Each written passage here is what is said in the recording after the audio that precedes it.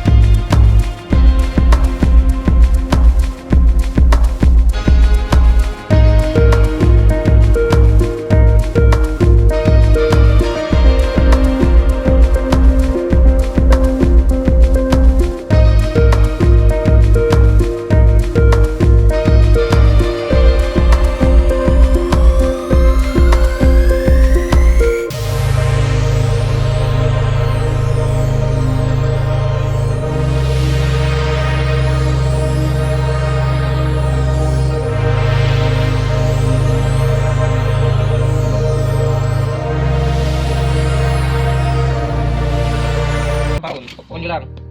Yan. Babaon din yan. Pwede tanggalin, sayang. Yan. Pupukon nyo lang na ganun pagka hindi masyado nakabaon. Yan. Tapos, yun ulit. Ganun lang ulit ng ulit-ulit lang tayo mga pare ko. Hanggang lumapat siya. Dapat padikdik ha. Padikdik yung pag-ano nyo ng tacker para bumaon. Doon pala hindi ko na inalisin natin sa pinato para mas makapal.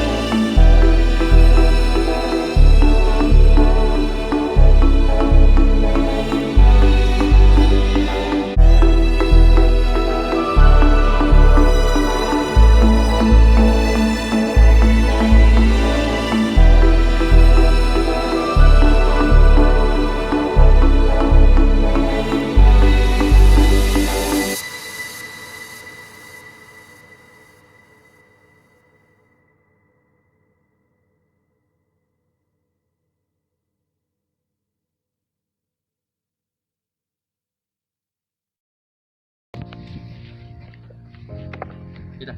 Silog. Lapitan ang pagkabit yan. Babalik nyo lang sa dati. Taas nyo lang ito. Yan. Ano? Tornilyo ulit. Smash to ha. Smash. Kahit sa motor pwede naman to. Yung nakabit ng bangko.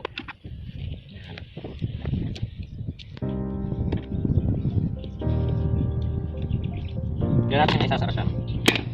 Ayos. Okay na. Okay na yung sabi ng bangko natin. Nakikita natin. Lasan doon. May lukot siya. Unting-unting. Wow! Ayos mga pare ko. Yan, bali na ikabit na natin yung bangkuan ng motor natin. Ayun sa pen. Ayan. Ganda naman yung pagkaayos niya, di ba? Yan lang po kadali kung paano magkabit ng sapin ng bangko. Basta may gantaker lang kayo. Sundan nyo lang yung step na tinuro ko. Kailangan mag-start kayo sa dulo para mabinat siya na mabuti. Yan. Alright, hanggang doon na lang po siguro yung video natin mga pare ko. At sana may natutunan kayo sa tinuro natin.